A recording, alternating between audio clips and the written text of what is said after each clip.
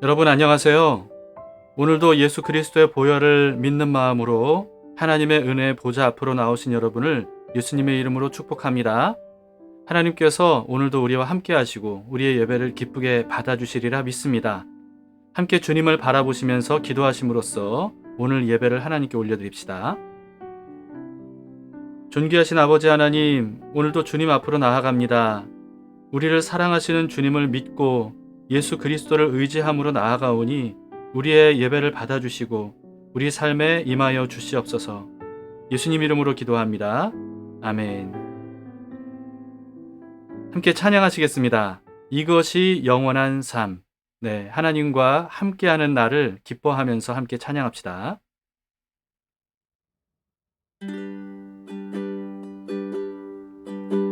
영원한 사귐에 날 초대하시네.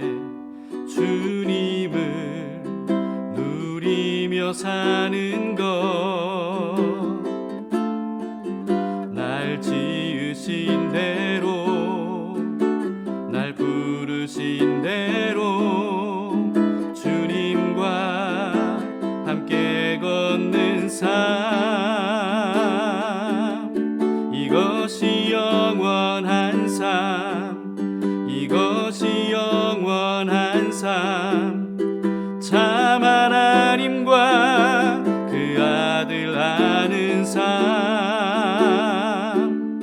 이것이 영원한 삶, 이것이 영원한 삶. 내가 주 안에, 주는 내 안에 늘 거하는 삶.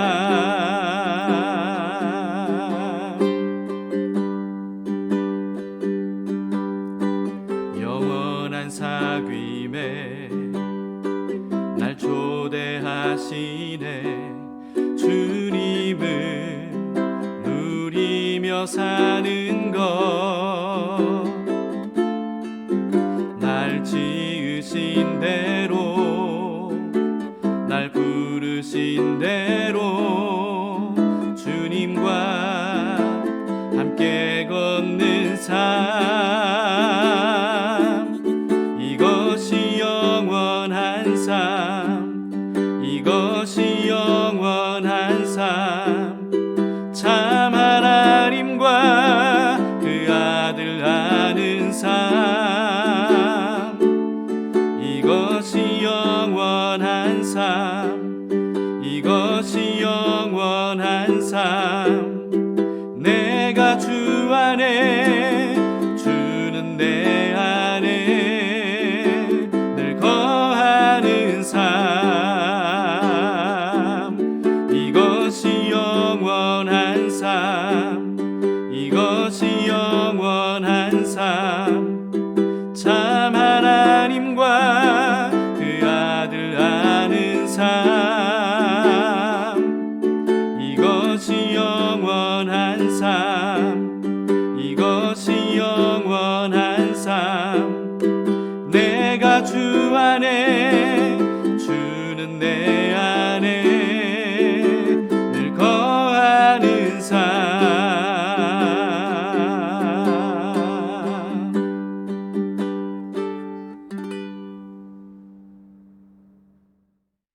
오늘 말씀을 함께 보시겠습니다. 레위기 7장 28절에서 38절입니다.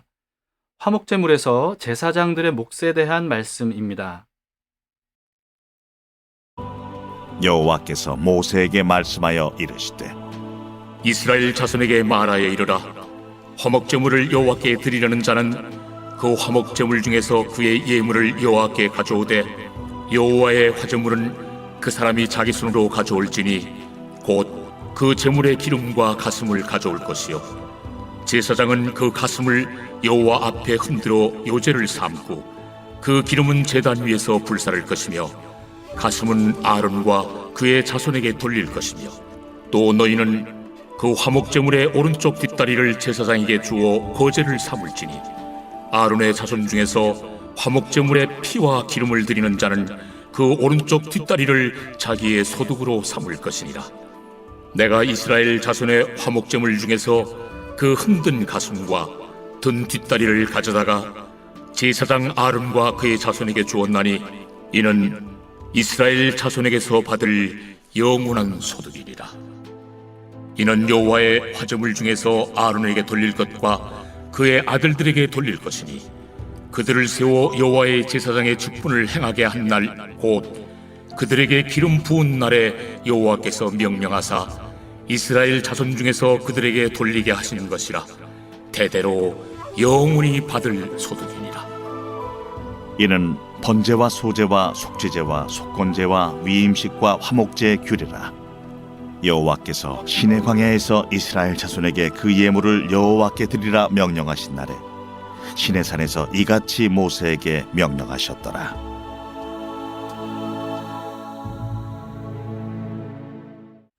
오늘 말씀은요, 비교적 간단한 내용이고요. 그리고 또 그동안에 이미 제가 설명을 드렸던 내용이기도 합니다.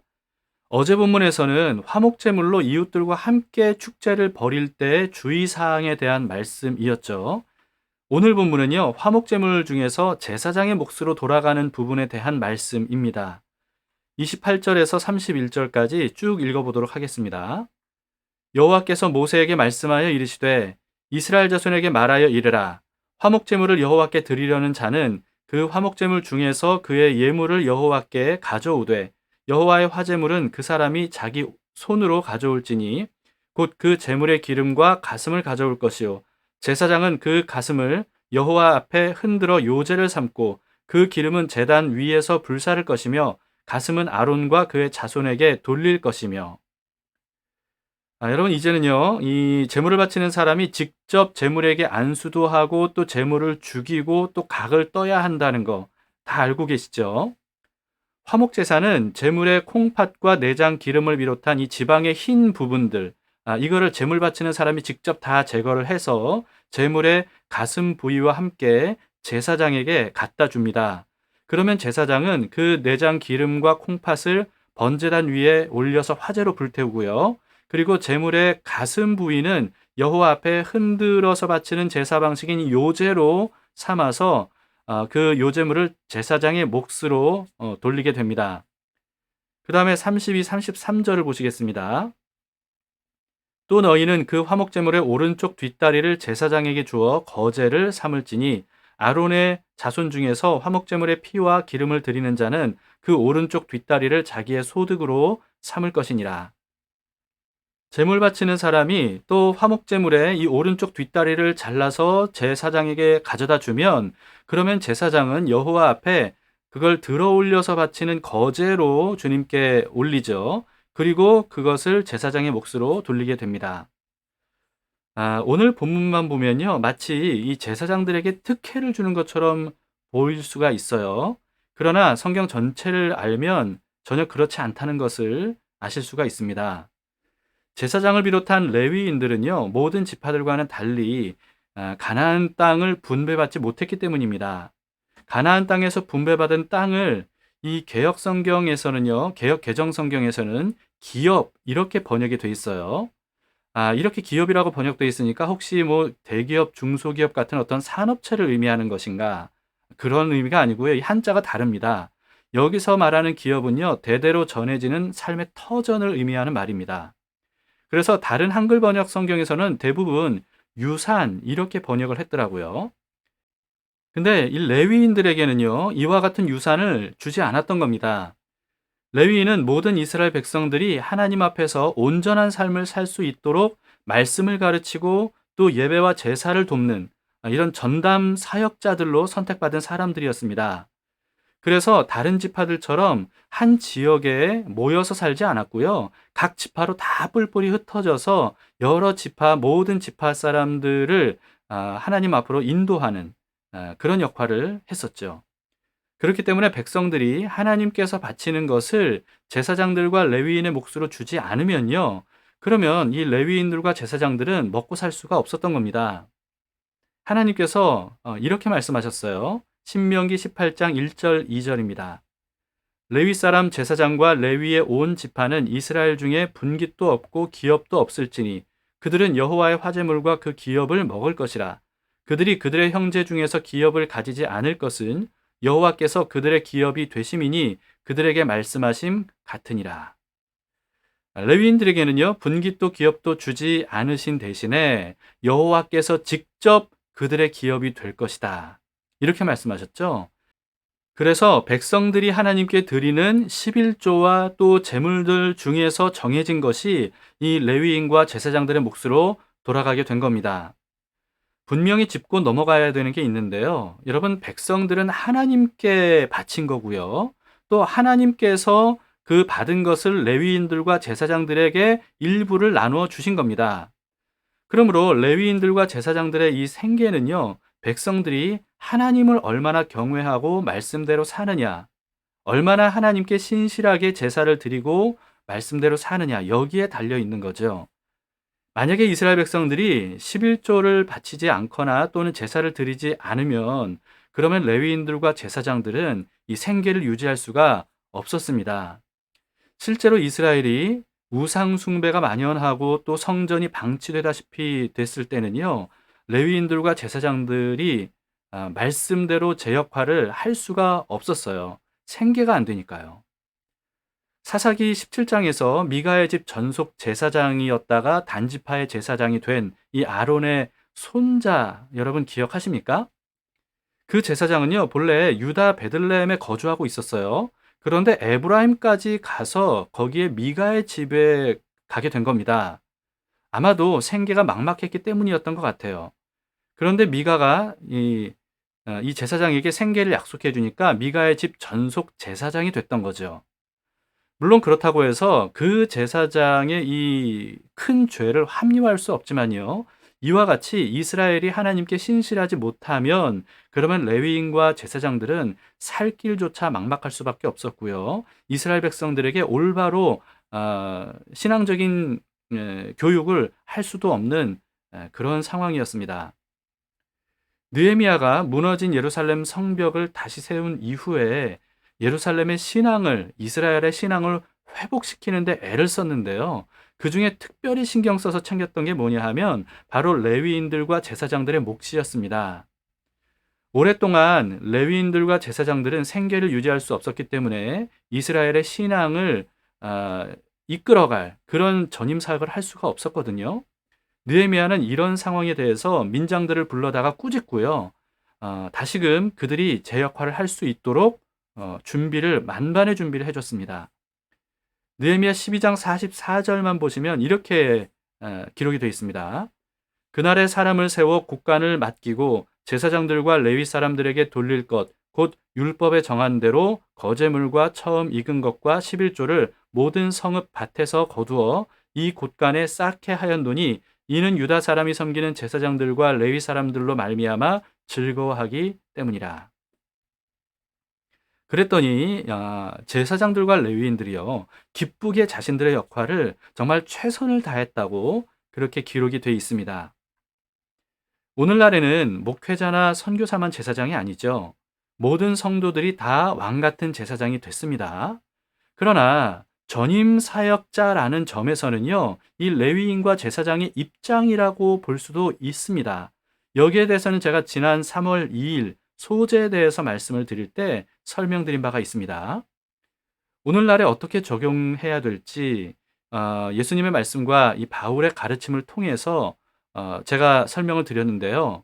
여러분, 이런 말씀들을 통해서 우리가 올바르게 정립할 수 있기를 바랍니다. 한국교회 대다수 목회자들은 사실 기본 생활비조차 보장받지 못하고 있는 게 오늘날의 한국교회 현실입니다.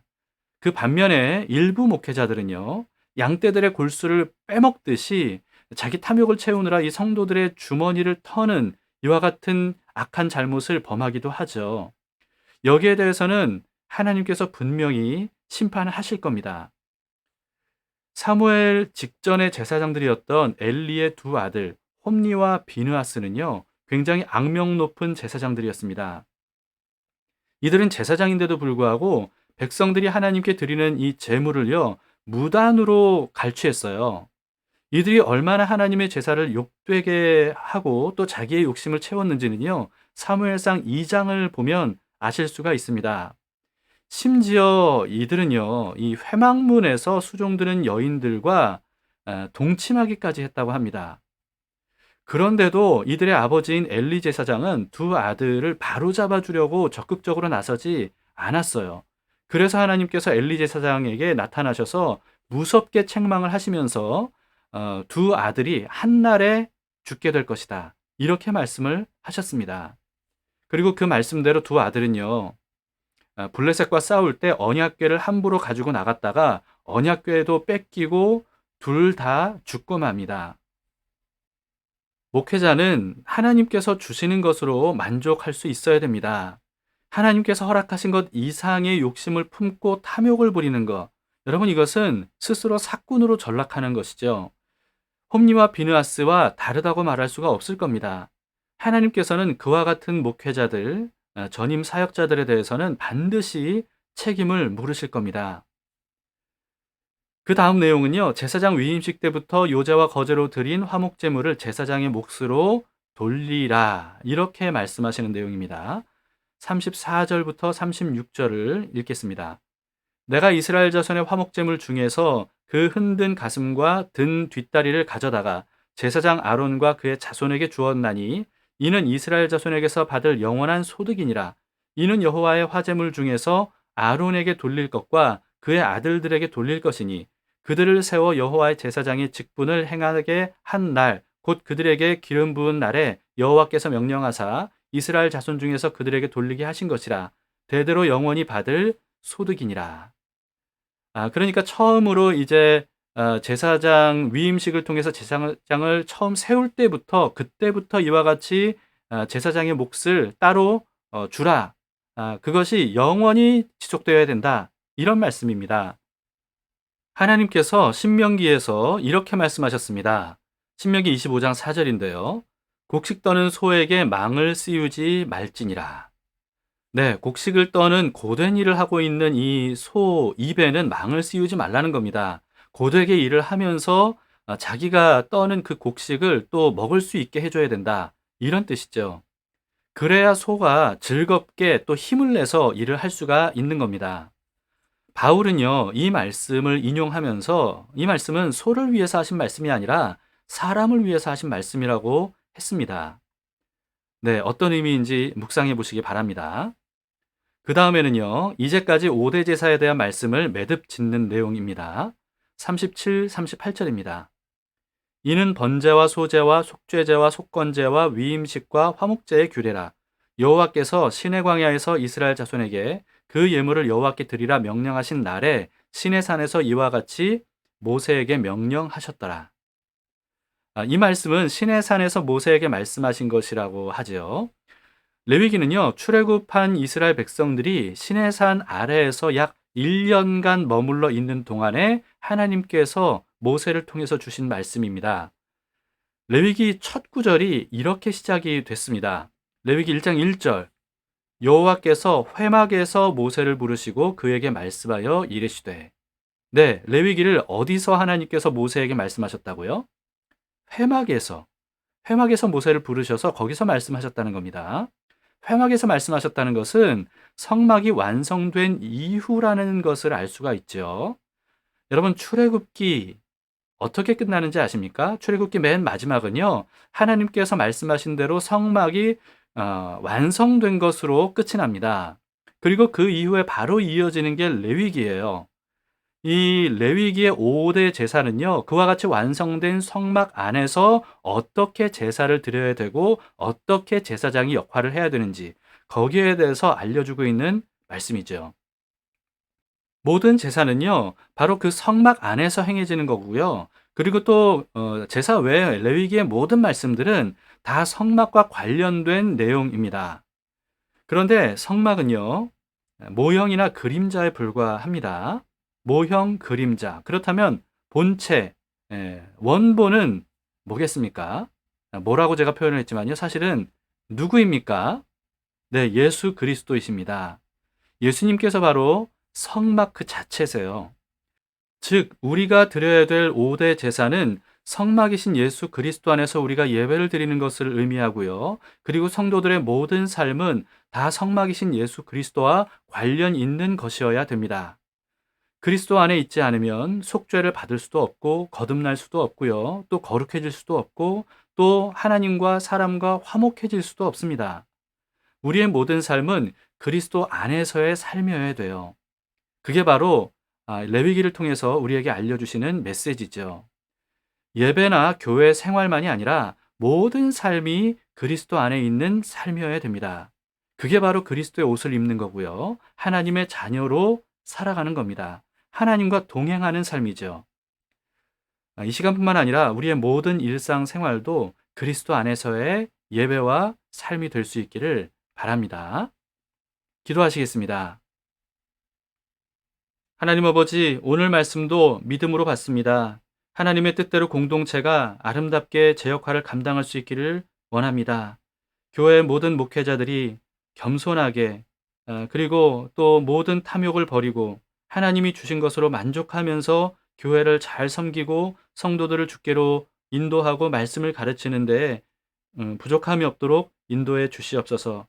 그로 인해서 날마다 교회가 더욱더 거룩하고 경건하게 주님 앞에 세워져 갈 수 있도록 도우시고 세상의 빛과 소금의 역할을 잘 감당하는 교회의 공동체가 될 수 있도록 인도해 주시옵소서. 그리스도 안에서 우리가 온전한 보대 제사를 드리는 예배자들이 되기를 원합니다. 우리를 가르쳐 주시고 어떻게 삶을 살아야 될지를 인도해 주셔서 참된 예배자로 주님 앞에 서기에 부족함이 없도록 도와주시옵소서. 예수님 이름으로 기도합니다. 아멘. 네, 말씀을 생각하시면서 오늘의 삶도 주님께 산 제물로 드리도록 합시다. 예수님께서 오늘도 우리와 함께 하십니다.